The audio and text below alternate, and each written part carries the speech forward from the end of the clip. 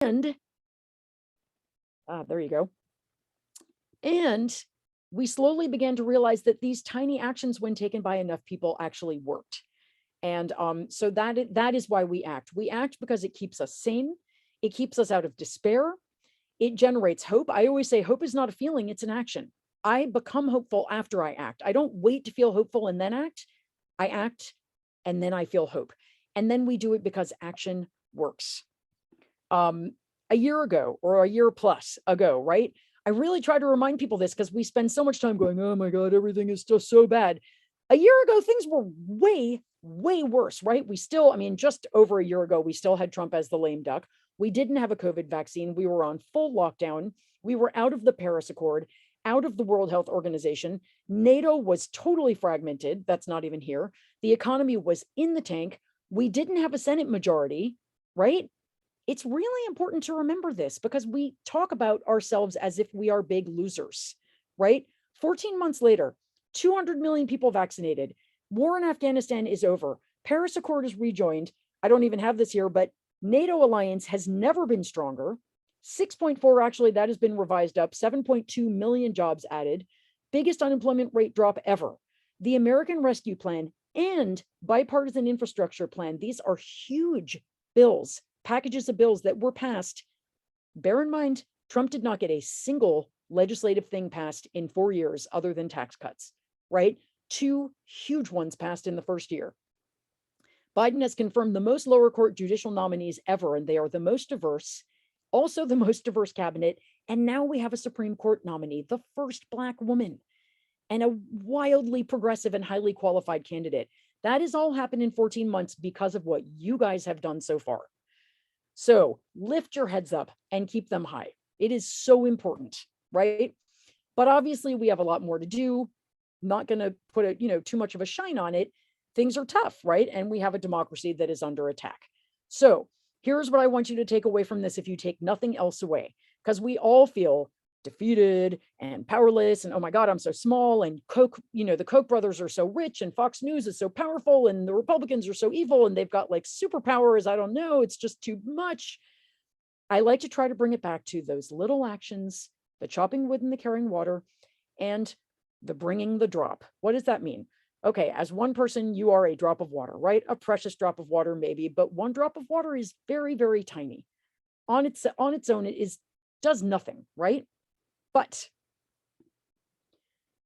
when many drops of water are put together, right, we start to see this seismic ability to carve the earth differently, right?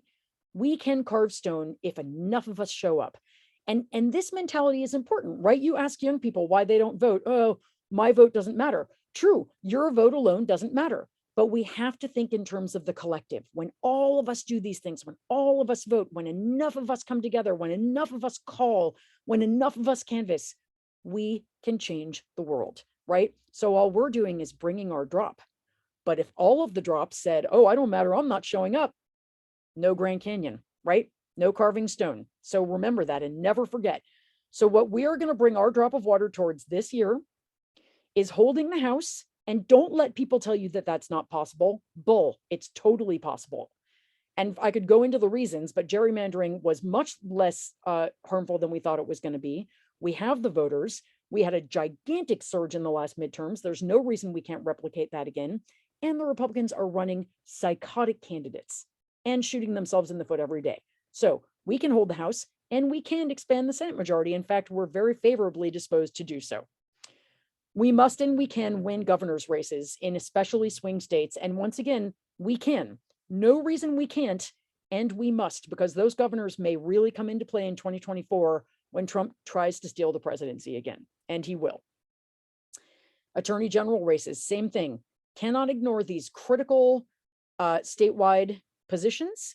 These are the people who decide to sue or not to sue, to challenge lawsuits or not to challenge lawsuits, and they will be hugely important again as we go into 2024.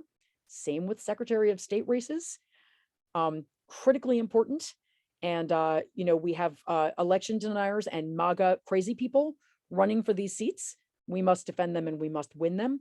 And so many more races, especially down ballot. And I'll talk about that a lot. So This is what your one drop is going to go towards. And if you feel overwhelmed, just remember, you only have to bring your one drop, not all the drops.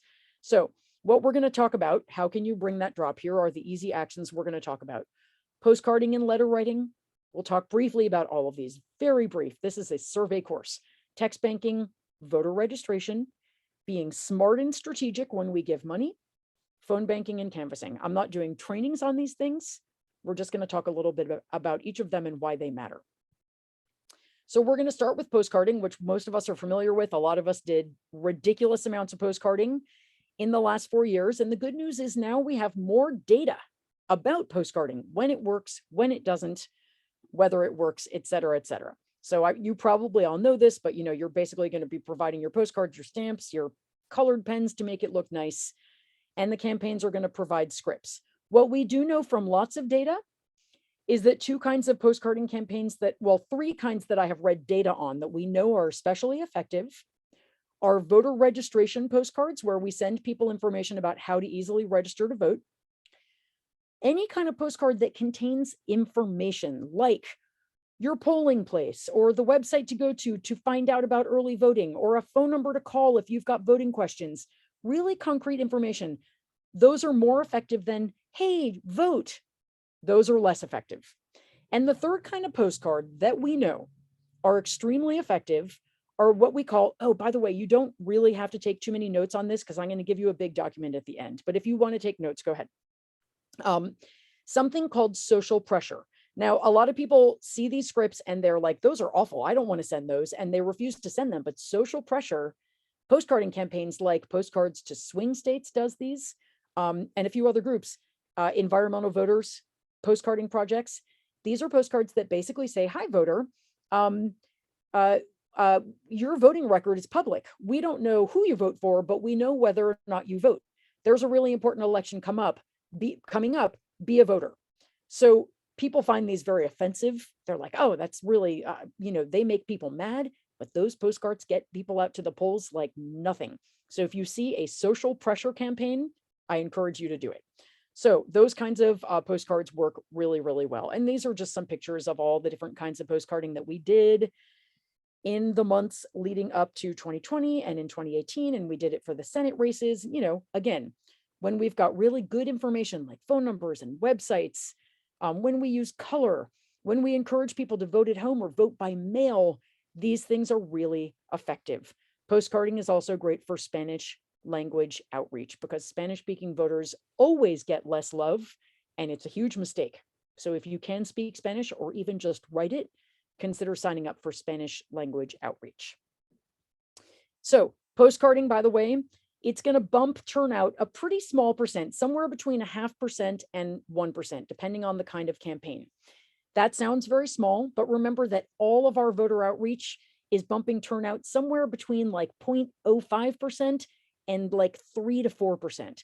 These are small margins, but all of our critical elections recently have been determined by tiny margins. Especially on a state level, races can be won by one vote. So who cares? Small margins are big. This is an effective way of helping to get out the vote. Letter writing, something else that is wonderfully effective. I don't know if most of you probably know about Vote Forward, but if you don't, I'm going to cover it briefly here. Letter writing is great. It is easy. You can work at your own timing, and we know that it increases turnout. Here's a little video. Tell me if you can't hear sound. You should be able to, but just give me a thumbs up if you hear sound. In the 2020 election, Vote Forward volunteers wrote 17.5 million letters to high potential voters. It all started on January 6th when Cindy H. in California wrote the very first letter to Joel G. in Colorado. Together, it took us 119 days to write our first 1 million letters, another 147 days to complete half, and only 30 more days after that to finish all 17.5 million. Volunteers blew past our initial 10 million letter goal and were able to reach even more infrequent voters in key states, particularly voters of color. In a moment when in-person voter contact wasn't possible, you stepped up to reach the voters whose participation mattered in their communities. And it made all the difference. In the 3 states that were won by just about 45,000 votes, we wrote letters to 2.3 million voters. We know these letters work, and they only work because of you. Heading into 2021, there's more to do, And we're so grateful to be doing this work alongside you. So that's Vote Forward. Most of you probably know about it. Obviously, this video was made in late 2020, but they did tons of data-driven studies. In the 2020 election, Vote Forward volunteers wrote 17. Come on now. And they know that their letters boosted turnout. I mean, they did like very randomized controlled studies by 0.8 percentage point. Again, doesn't sound like a lot, but 126,000 net votes. Think about how many votes we won those states by. This is huge. And these letters are easy to write, and they have just launched their 2022 campaign. They've taken all of the data and all of the research they've done in the last 4 years over which messages work best, when sending it works best, to whom, and they are launching again. So this is, if you do nothing to bring your drop, but write Vote Forward letters, you can be totally introverted and do these while you're watching TV, do them with friends. You're writing all of your letters and holding them until October of 2022, and they're all going to get mailed at the same time. You know that you can have a big impact by doing this. So this is a great way to help. Next, I'm going to talk about text banking. I'm going to talk about this pretty briefly. Texting is great for people who like being on their laptop. You really don't do it on your phone, contrary to what it sounds like. Texting, it sounds like you're on your phone, using your phone number. You're not. You're on your laptop going through a program, so it's totally anonymous. Your number is not involved. You can use a fake name. You can pretend to be a different gender if you prefer. Some people do. It is very widely used. It is great for distributing information directly into someone's cell phone, which is a great place for it to be. Polling place, link to register to vote, name of a candidate, early voting times and dates, all of that stuff. So it's really, really good for that. This is a screenshot from Open Progress, who does a lot of very in-depth texting. Look how much information can be conveyed in just one texting conversation. Here's where you get your absentee ballot. Here's when you need to get it by. Lots of really good information packed into a phone where a person can easily look it up. So it's great for that. It's great for vote tripling, which I'll talk about on all of our voter outreach, which just simply means once we have found a voter, asking them to ask 3 of their friends to vote. We should do that no matter what kind of voter outreach we're doing, whether we're at doors, on the phone, texting. Great, thank you so much for your vote. Now, would you also be willing to text 3 of your friends and make sure they show up to the polls? Because when a friend asks a friend to do something, they're more likely to do it than when a stranger asks, right? So vote tripling was used to really good effect here in the Kentucky governor's race, when you may remember we elected a Democrat to the governorship in a bright red state. And one of the ways we did that was by heavily vote tripling through text banking. Every time you can see these are all the places where Open Progress had the most success with vote tripling, and they're almost exactly the same places where he had the best turnout. So he was elected by just over 5,000 votes. Talk about small margins, right? Here is the thing I will say against text messaging, or something to bear in mind. First of all, there's so much of it happening now that you're going to get more and more people who are just like, I'm so tired of all these texts. And people will feel free to be a little bit ruder because they can't see you, they can't hear your voice. So don't text bank unless you have a thick skin. I don't have a thick skin. I don't like getting called really vile names, so I don't text bank anymore. I get upset when somebody says Trump 2024 or, libtard. Like, I really don't like that. So I don't text. If you are okay with that, if you can brush that off, texting is a great way to do outreach. And I recommend some organizations in the document that I'm going to give you that do great work.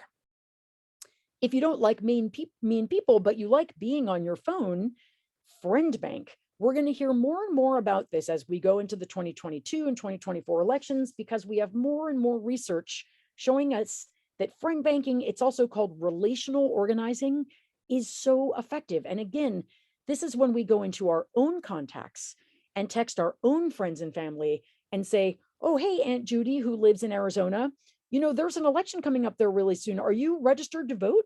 And working with Aunt Judy or cousin Lisa or whoever to make sure that they are voting and, know where all of their stuff is. And there are organizations that are doing friend banking now. They're doing it through social media like Facebook and Instagram, or you can just use your own phone.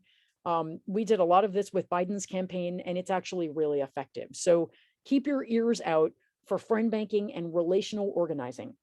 Friends will always be like 10 times more likely to do something if they know the person who asked them to do it. So that's a powerful tool that Democrats are really starting to use.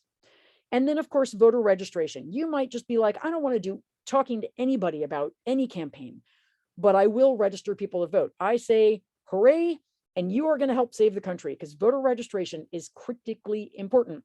I just heard a statistic recently that of the teenagers who are going to be eligible to vote in the 2022 midterm elections, who are like rising 18-year-olds, only 20% of them are registered to vote so far.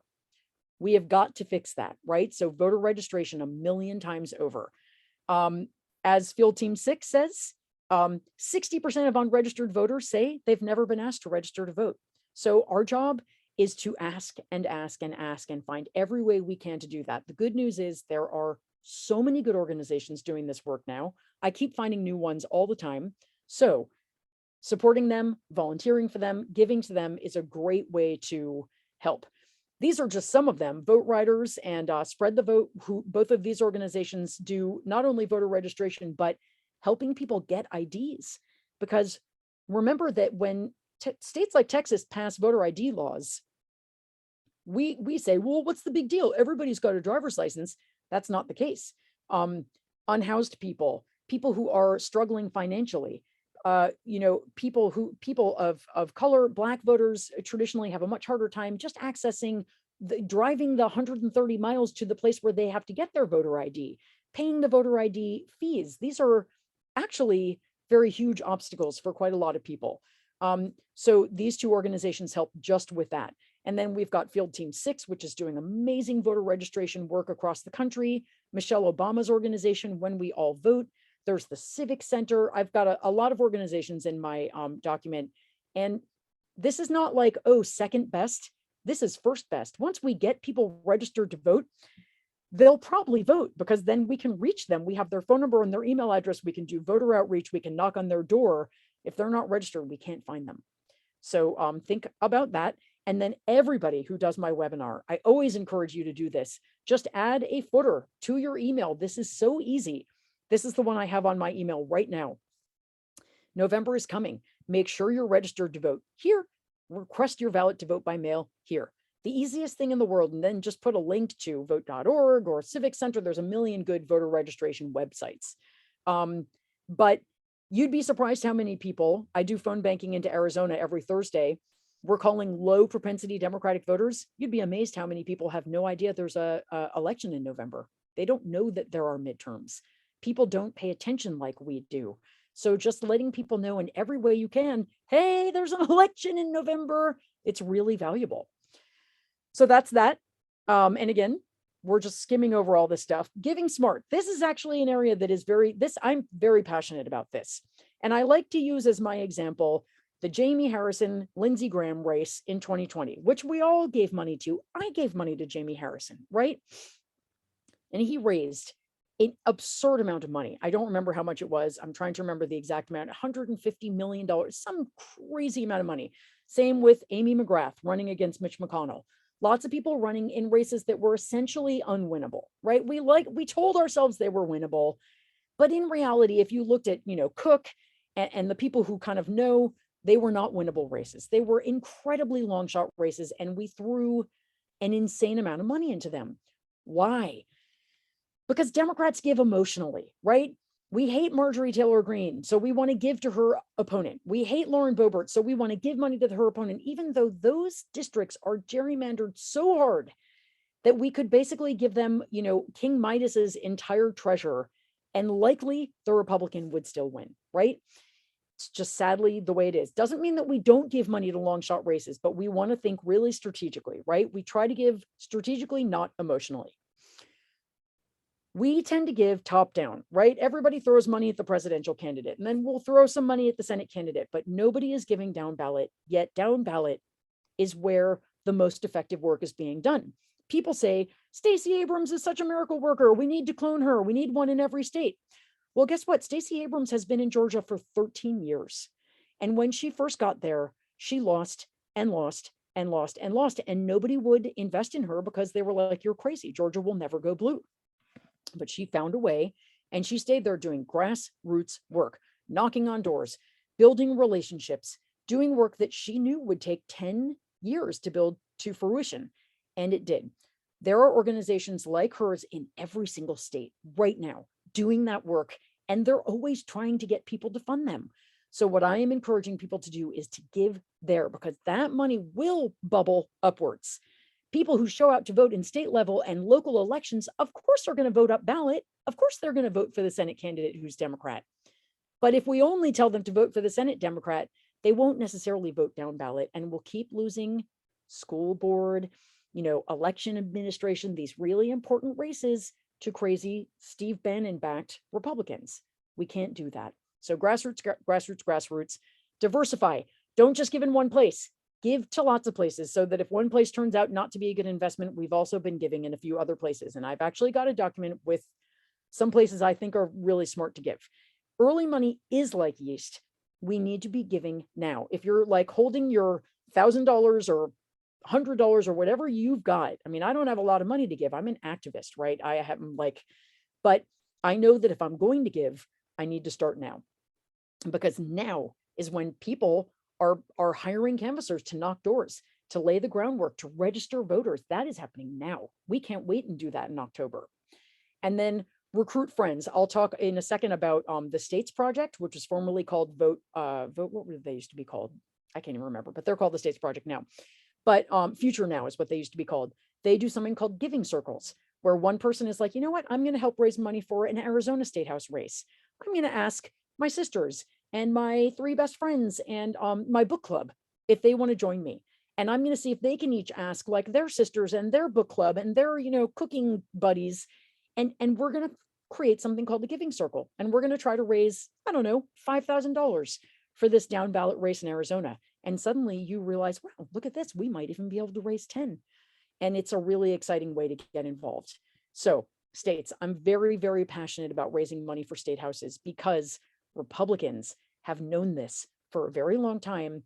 And it is why we now see, I believe, 36 of the state houses in our country are Republican dominated.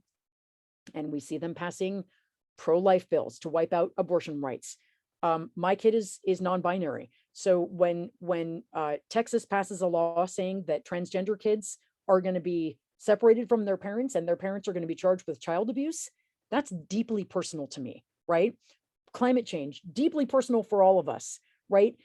Anyone can name election subversion. Those things are happening on a state level because Republicans have been paying attention to those races for 15 years. We have not.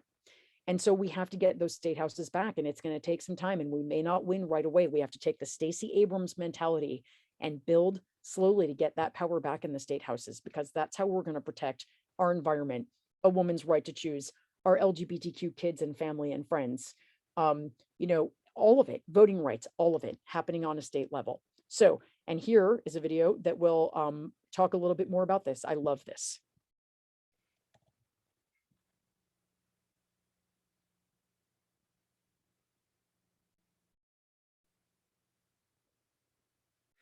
Here's the easiest 3 predictions in the world. Trump will run in 2024. He will get the Republican nomination. And whatever happens on election night, the next day he will announce that he won. Several states are already in the process of changing election laws so that they, not nonpartisan election officials, are in charge of certifying the results. Said the democratic emergency is already here. We face a serious risk that American democracy, as we know it, will come to an end in 2024. The crisis is worse than ever. I go to sleep every night worried that we will not have a democracy come January 1st, 2025. January 6th, the riot was not the biggest risk our democracy will ever face. It is going to be the period between Election Day and the counting of the electoral votes in 2024. Former President Trump is wading into election waters again. Trump is actually backing several down-ballot candidates for Michigan state legislature. This is him literally saying, if I had had more Republicans who support me blindly in place in 2020, I would be president.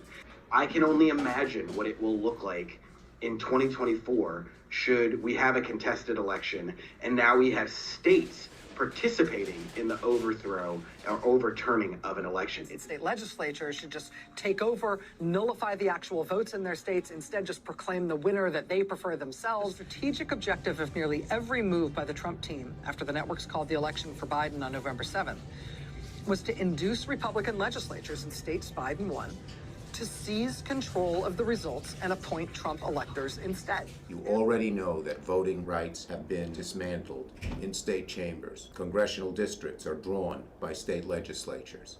And critically, the votes of Electoral College are certified in state chambers. We believe that the stakes in state legislatures next year are literally for the nation, because in every presidential swing state in America, there is currently a Republican-controlled legislature that has signaled it will do whatever it can to give its presidential electors to the Republican nominee for president in 2024. The Supreme Court will be the final arbiter, and they have signaled they believe in this authority. What happens in 2022 in state legislatures will determine if we have a democracy after the 2024 election. What no one is saying in all of these doom and gloom articles that are everywhere and big think pieces and television pundits is that there's a path to action here. And the path is to win state legislative majorities in 2022. It's one seat in the Arizona State House and one seat in the Arizona State Senate that stops this in its tracks. 4 seats in the Michigan House, 4 seats in the Michigan State Senate. Stop this in Lansing. State by state by state, we can do the work to stop this whole thing. And it's by winning state legislative majorities.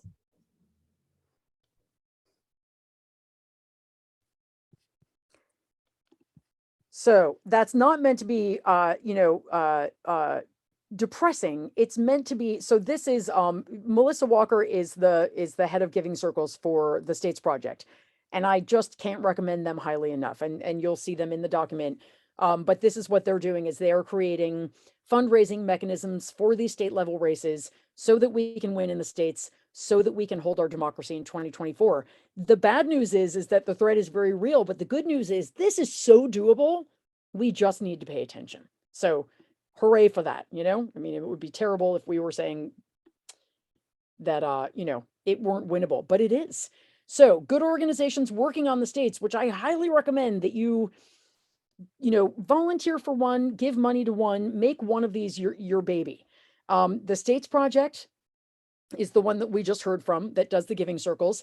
Sister District, if you've got not money as much as you have volunteer time, they will basically take you and partner you with a race going on in a swing state, a state level race, and you can phone bank for them, you can postcard for them, you could travel to the state and door knock for them. This is how we won Virginia in 2017 and 2019. Unfortunately, we lost it again last year, which is really, really bad. But even the progress that we made in Virginia made an enormous difference in a lot of people's lives, and we can win. We still have one of the state houses, and we can get the other one back again. So Sister District is great. Run for Something, cannot recommend them highly enough. They are recruiting young people 40 and under to run for down ballot races, not just state house, but school board, county supervisor, mayor, in all of these states across the country, so that again, we're not ceding those seats to Steve Bannon-backed crazy people. And they're doing extraordinary work. They have been working on a state level only ever since Trump was elected, and I can't recommend them highly enough. And then the Movement Voter Project. Links to all of these organizations will be in the document, good places to give, that I'm going to give you. They're all, Movement Voter Project funds the best grassroots organizing groups in every state that is a swing state or a competitive state in the country. So they vet the groups, find the ones doing the best work, and then they raise money for them. So fantastic way to help. And again, anybody running for any seat that will deal with election administration, Secretary of State, down ballot, we really do have a very clear attack coming by QAnon insurrectionist people who are now running for Secretary of State. In a lot of these races, they're going to be long shots, right? We can beat them because they're cray-cray, but they're running for a lot of seats. So we really have to fight them on a lot of different fronts, and we must make sure none of them win.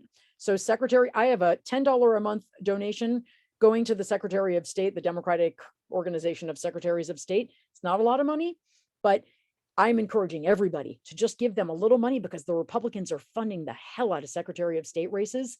Democrats are not. So, and if you don't have money, if you're like me, you're not a person who can write big checks, consider doing a little fundraiser and tell people what it's for. It will encourage them to do the same. This is my friend Martha's 7-year-old daughter did a fundraiser for Black Lives Matter a couple of years ago. She baked cookies and made clay pots, and they delivered them to people's door. It was $5 for a cookie and a pot, and I think she raised $600. What a wonderful thing. This is my kid I think this is 2019, raising money for female candidates. I think although at the time they were identifying as she, was raising money for Kamala Harris, Elizabeth Warren, and then 2 state house races in Virginia. And, you know, they told people, let's help women running for office. They told people what it was for. They had a little jar for people to put in extra money. And I think they raised about $400, maybe $450 and split it between the 4 candidates. The candidates were able to use that as social media. Like I sent a picture of MJ at the lemonade stand. It's good for the community. It reminds people about elections. So these micro fundraisers are a really powerful way to get involved and help. Be creative. Okay, and then our last 2 subjects super quickly. I'm not going to spend a lot of time on either of these because people hate to talk about them and because we're almost done. But phone banking, super important, and it's not as bad as you think. This is always where like the psychological wall goes up. Most people just do not want to phone bank. They're just not going to do it, right? Here's why you should consider doing it at least one time. It is a really critical part of electoral work. There's some work that just cannot be done with postcards or letters. And it can't even really be done with text banking. Phone banking, aside from canvassing, it's really the gold standard. It is more effective than most other forms of voter outreach. And it does something that postcarding and letter writing can't do, which is cleaning lists. And what I mean by that is when we phone bank, we find out, oh, this person doesn't live there anymore. Oh, this person has died. Oh, this person has moved to another state. We can't do that with postcarding, but we need to do it. We need clean lists because when it becomes time for getting out the vote, we need to know where our voters are, if we've got the right voter at the right house, and we can't target them if we don't know, if our information is outdated. Also, I always like to remind people that getting out of your comfort zone is really good for you. I have phone banked probably, I would say at this point, probably like 1,000 hours, maybe more. I don't know how many, like a really colossal amount of hours. I never really want to do it. I always feel a little afraid when I start. And yet I have never finished a phone bank and thought, oh, I'm sorry I did that. I always feel like I'm so glad I did that. That was awesome. Or maybe it wasn't awesome, but like, I'm really glad I did that, even if it wasn't that great. The 3 different kinds of phone banking we need volunteers for: voter registration. If you don't want to talk to people about voting, we just need people to call and register voters. Activate America is also doing a lot of phone banking right now to get Democrats, so known Democrats, to sign up to vote by mail. And they even let you leave voicemails. So this is a really easy, gentle kind of phone banking where you're talking to friendly people and just saying, hey, voting by mail is really important in this, and you need to sign up again. This is for Wisconsin and Pennsylvania, so please do. Easy peasy. Voter ID is a little harder. That's for people who have a little bit stronger of a stomach, because you're actually calling people and saying, hey, will you support, Mark Kelly in the elections in November? I'm doing that right now. We're always calling people who we think are going to be supporters, but of course we're going to get occasionally a Republican who says something mean. So, but this is vital work because again, we ID those voters now so that when we come to our third part, GOTV, get out the vote, we know who those voters are. We have their number and we have already identified them as supporters. So I think of the voter ID phone banks as my service to my country. No one is asking me to get in the trenches and actually fight. No one is asking me to go away from my family for a year and serve in another country. But what I am asking myself to do is like once a month, show up for a voter ID phone bank where I might have somebody say like, I'm a Republican, I hate you, libtards. Okay, like if that's what I have to take to save my country, I'm willing to do it. If you are too, please help us sign up for those kinds of ID calls. Georgia does not have partisan voter registration. You don't say your party when you sign up to register to vote. So Georgia's got all these registered voters that we don't know if they're Democrat or not. And Stacey Abrams is working really hard to get them identified. So that's great phone banking you can sign up for. There's all kinds. It's all in the document. And when you phone bank, you will have a better time and be more successful if you take my tips for successful conversations, which is one of them is just talking with a smile on your face. No matter what kind of mood you're in, if I talk like this, people will be nicer to me, and then I will have a better experience. I like to acknowledge with people that I'm barging in on their day. That will also make them nicer to me and less likely to hang up. I like to let them know immediately I'm a volunteer. Again, they will be less likely to hang up. I like to tell them it's going to be a super quick call. Again, that will make them less likely to hang up. And I like to make the script my own. They will train you when you do a phone bank, but they will tell you, read the script exactly. You can't read the scripts exactly. You will sound like a robot and people will hang up on you. Make the script your own, read it through and figure out what you need to get to, and get to it in a way that is real for you.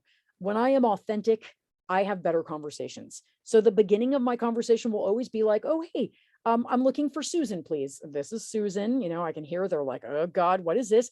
Oh, hey, Susan. My name is Jessica. I'm so sorry to bug you in the middle of your Tuesday. I am a volunteer, and this is like a 30-second phone call. I am just calling to talk to you really quickly about the elections in November. Did you know about those? And I have got Susan on the hook. She knows I'm nice. She knows this is a super fast call. She knows I'm a volunteer. And she kind of knows more or less what I'm calling about. And she can say, yeah, I know about the elections. Oh, great. So I just wanted to make sure you know about Mark Kelly. He's, whatever. So make it your own, speak from the heart, and you'll have a better experience. Okay. And then super quick in our last couple of minutes. And again, they will train you. You'll never be asked to do a phone bank without getting extensively trained first. So try it. You'll like it. Canvassing. Why do we canvass? There I am canvassing with a group of my friends. I want you to know that I'm not asking you to do things that I haven't done many, many, many times. So that's me phone banking with a group of my friends before COVID, back when we could canvass. And it was really fun to go with a group and do it for a couple of hours, right? Why do we do it? Because it is the most effective. Why did we not win bigger in November 2020? Because we did not canvass and the Republicans did. Period. Full stop. It is a magic weapon that they used and we didn't. I don't blame us for not using it, but we must get back at the doors if we are going to win. It is the most effective way to get our voters out, period, full stop. And it is also, for my money, the most pleasant and delightful form of voter outreach. Before you panic, here are some questions that are in the back of your head. Here are your reasons for not wanting to do it. I'm gonna get rid of them all. And that is my mom and my sister canvassing in 2018. I actually get a little choked up when I see that because my mom is so shy. And like my sister is not an activist. These are not people who do a lot of political stuff. But in 2018, they were motivated. We need to be motivated like that again this time in November and get out and hit those doors. So partner up with somebody you like. You don't have to go alone. Go with your sister or your mother or your best friend or your husband or your wife or whoever. Find somebody to go with that you feel comfortable with and you'll make a day of it. Pick your door. What I mean by that is you're going to have an app and it's going to tell you which doors to knock at. Like you're only knocking at registered Democrats' doors ever. You don't ever have to knock at a Republican's door. But if you see a registered Democrat's door that you're supposed to knock at and you're like, that looks like a meth house, don't knock on it. You can skip it. Nobody's going to make you. I have done that with a house that I thought was a meth house. That I just have said, that one to me does not feel safe and I'm not going to do it.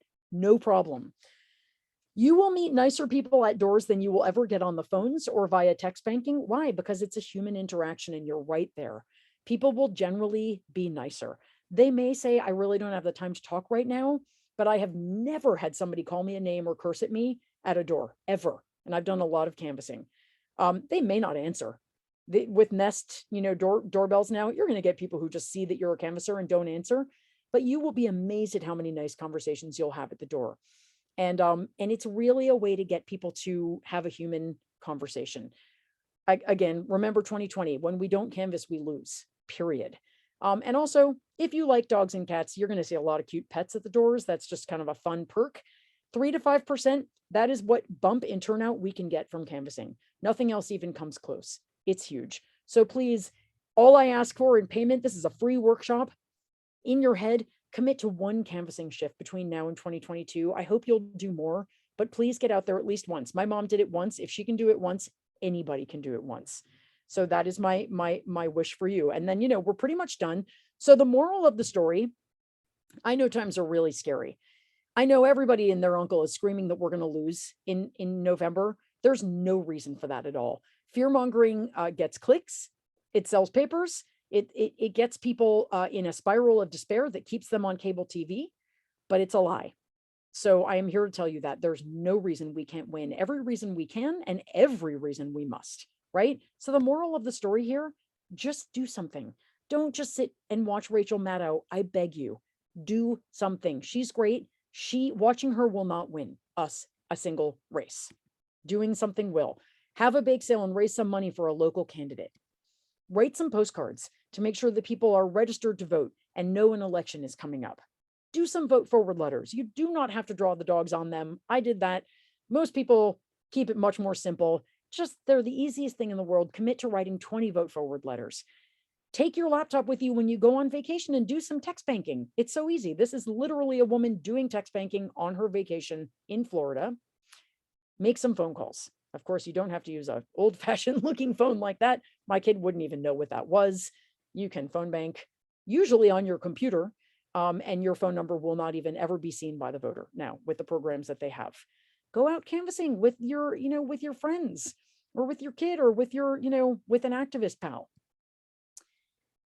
No matter what anybody tells you, keep telling yourself this. If we all do a few small things between now and November 2022, we will carve out a win. We can turn things around. We can save this country. Don't listen to the people who are telling you that we can't. They have a vested interest in you believing that we're going to lose. We are not, as long as you stay involved. And that's it. I'm going to stop my screen share. I'm going to drop a couple of things into the chat for you.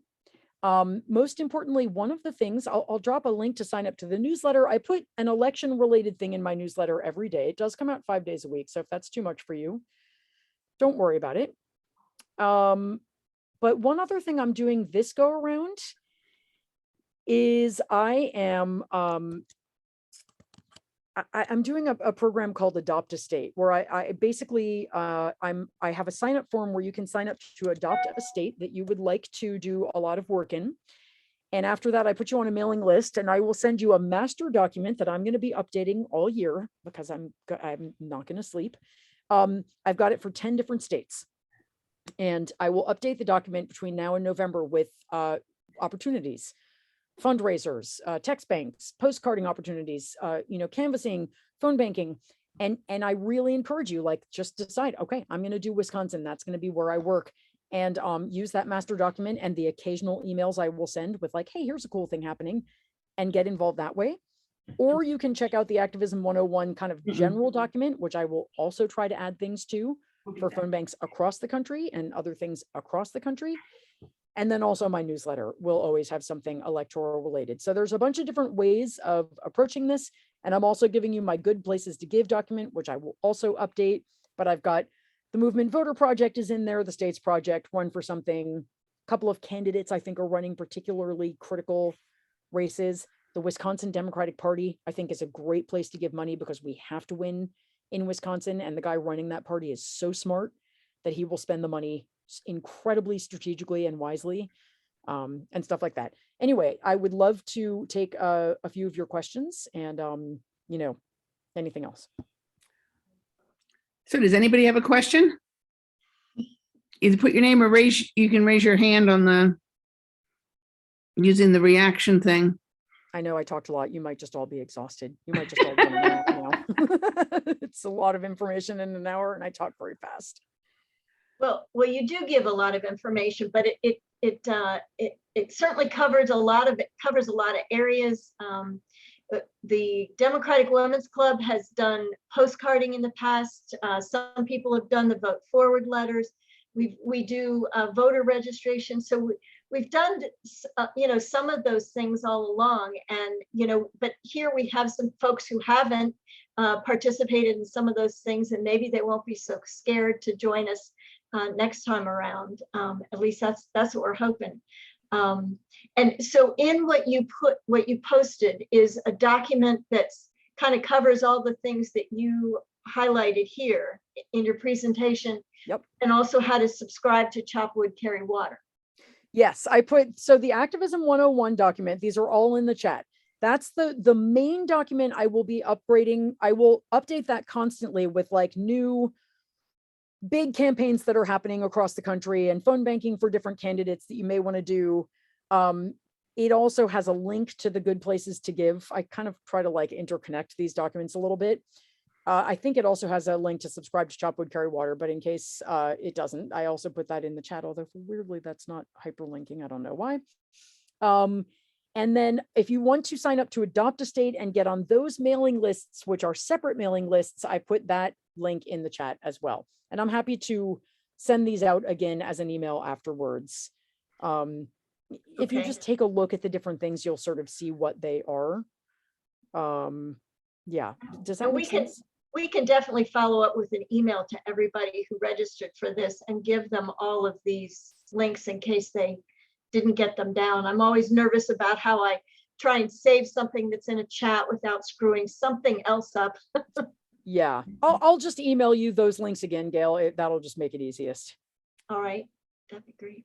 So did people find this helpful? Was this like, did you get good information that you can use? Okay, good. You're all being very it's quiet. almost now. This is my second one. It's almost convinced me that I can phone bank. I'm working on it. I really recommend those Activate America phone banks because mostly you'll be leaving messages. And it's got an automatic dialer, so your phone number isn't used, and they do a really lovely training. And it's just, right now, we're just calling voters in Wisconsin and Pennsylvania and encouraging them to sign up for vote by mail. So no one's going to yell at you about candidate. Like, it's just gentle and really important. So that's in the document. Okay. Any other questions? Nobody? It's unusual for the group, but I noticed the group in New York, he started out, he said, we have lots of questions. So by the time they got to the end, I think you had answered everything. Yeah, I try to, I've done enough of these that I try to sort of anticipate the questions, but I drop my email in the chat, email me. I am available to help with anything. And again, if you know anybody who might like this webinar, it's just, this is my service to my country. I love doing it and I'm happy to do it. So we can work out a time and, get a group of, 8 or more together and we'll do it. So yeah, Bill, we thought maybe we'd offer one in the evening hours, because obviously for a lot of us, the daytime is great, but and for you being in California, evening, there was some times that you could work with us too. So we might try that. So that's fine. And I can do a weekend day. I mean, you just name it. I'll do it. So Bill, maybe, are you going to be at the Democratic Club meeting tonight? I'm going to be at the Eastern Shore Dems meeting tonight. Exactly. Yes. Well, I'm thinking maybe you want to share this with them. I'd be happy to do that. Yes. Yeah. This is actually something I'm going to bring back to Kent County, and Jessica, if we have, like you said, at least 8 people, we'd like to schedule something here too. We're sort of mid Upper Shore. So thank you. This is the first election that it's very exciting to me that all of the Democratic clubs on the Eastern Shore, and the Eastern Shore is like, what, 9 counties, have actually started communicating and sharing information with each other.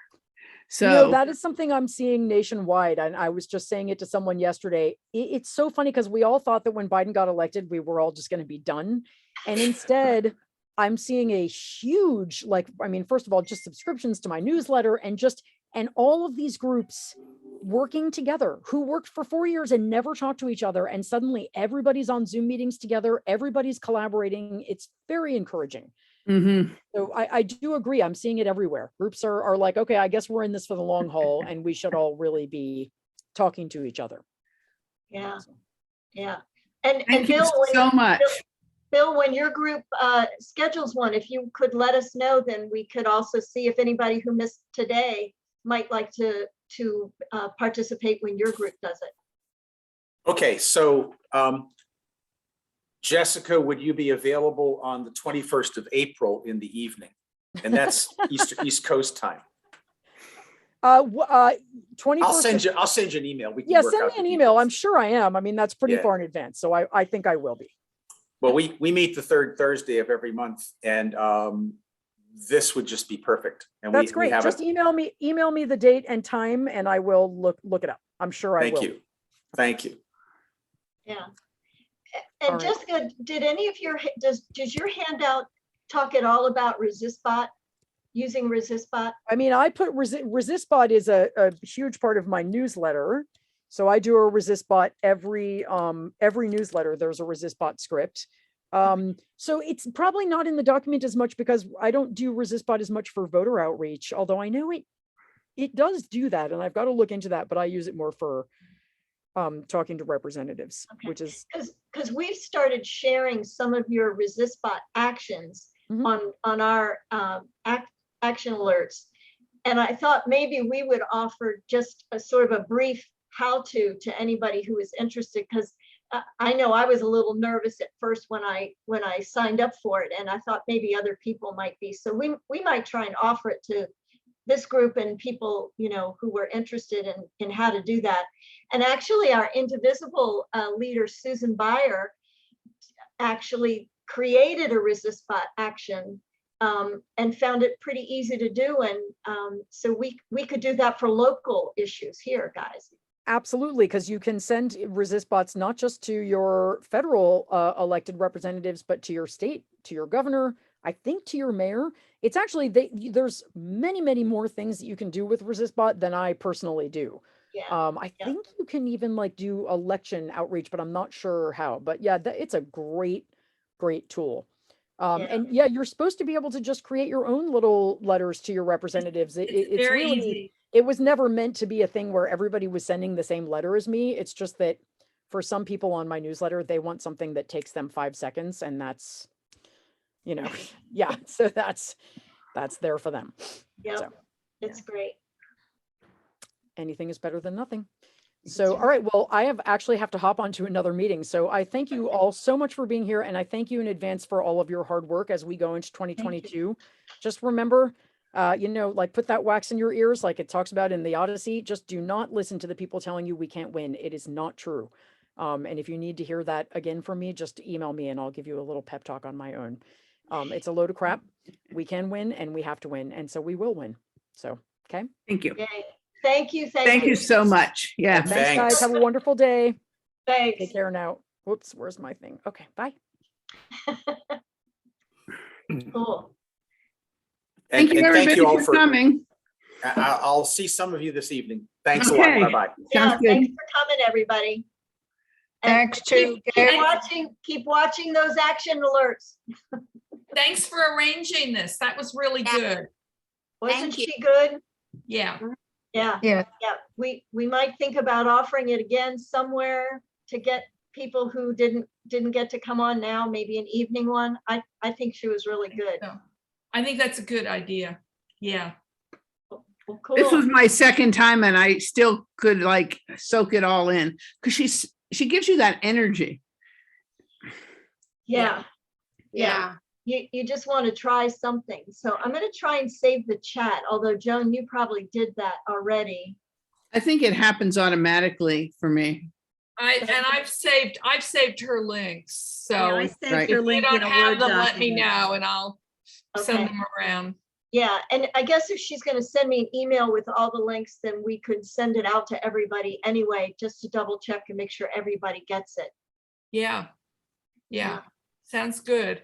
All right. Deb, Well, great. Deb, when she said about taking notes, Deb, I immediately thought of you. I knew you were writing away. Me too. Yes. And yeah, I saved all the links in the chat too, just into a Word document. So we have documentation. Okay, good.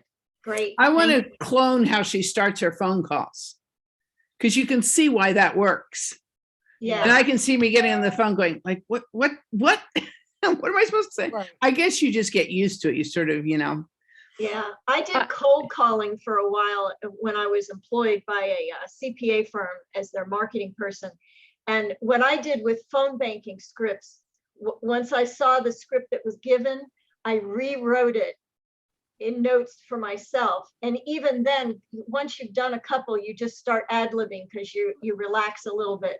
But I agree with her completely. Starting out, you're like, oh God, I hate this. But it does get easier. And I'm encouraged by text banking now that I understand that it doesn't come from my phone, because I thought it did. But even though Jones told me this before. And the phone banking doesn't come, if you do come from your phone. But I like the one, there are two in there. She mentioned one, there were two places that let you leave messages, which I think makes you feel less frustrated. Yes. Yeah, true. And sometimes the ones that the Dem party here, like they're working on phone banking right now. And of course, we all say, well, the problem is we hardly ever get through. But as she's pointing out, that's the whole point. You're helping them clean out those lists. But in the past, Justin's never really wanted us to leave messages. And I'm much better at leaving a message from my marketing experience than I am really, trying to talk on the phone with somebody and trying to remember everything I'm supposed to say. So we'll have to see if the Dem party in Maryland changes their tact. And I think it would be easy, maybe we can come up with a couple suggestions to put that at the bottom of every email. Remember, the election's coming, register to vote. I mean, that's something really simple. I'm really not that threatening. Yeah. No, I thought I'd put that on my personal email. Just right. It's a great idea. Yeah. Yeah. I'm not sure I know how to do it, but I guess I can figure it out, or I'll call Susan. Okay, it's dementia prevention. We're being forced to learn something. Every time I turn around, I have to learn something new. Yes. Yeah. Keep those synapses going. Yeah. My phobia has always been the door to door, the knocking, and she kind of put a crack in that today. And I would need lots of support from my friends to try that sometime. The other thing too is like people need drivers when they're going door to door. If you don't want to actually, Deb Goucher and I went out and she went and knocked on the door and I drove the car. Worked really well for me. But she's really good at it. If she would be a good person to pair up with the first time you go. Absolutely. And she actually likes to talk to people who disagree, which is a little scary, but Yeah, is she still on? Because she was. I saw her at one point. She's not on anymore. She's not on anymore. But I have to say, I'm impressed.